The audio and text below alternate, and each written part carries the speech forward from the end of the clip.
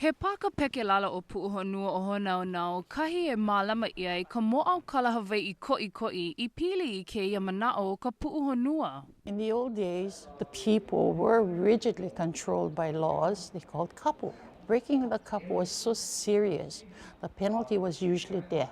O iai kēia ano I kaika koʻikoʻi o nā kānawai me ka hopena ke aʻe ia, ua loaʻa pū kēia mau wahi puʻuhonua no hoʻi. 3 types of people came here to seek refuge. There were the kapu breakers, the non-combatants, the ones who didn't go to war, and the defeated warriors. I ke kahi wā, ua loaʻa he ʻeono puʻuhonua me kēia ma Hawaii mokupuni.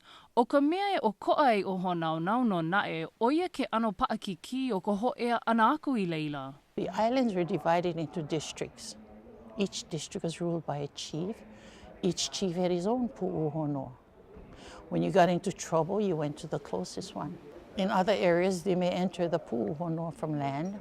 Here, the area where the chief and his family lived surrounds the refuge. So the people trying to get in had to swim in from across the bay. Ma ka hoʻea ana ako ke kanaka I ka puʻuhonua, ua palekana no. There was no trial. They were accepted and they were purified within a matter of hours, sometimes overnight, and then released to go home without fear of harm. Ke aloha nui a oe ana ke Carla, a e ola mau aku no kēia mau ʻOlelo o kēia mau wahi nui o ko Hawaii moʻau kala. O wau no kēia o Amy Kalili no Sunrise ma Hawaii News Now. Aloha.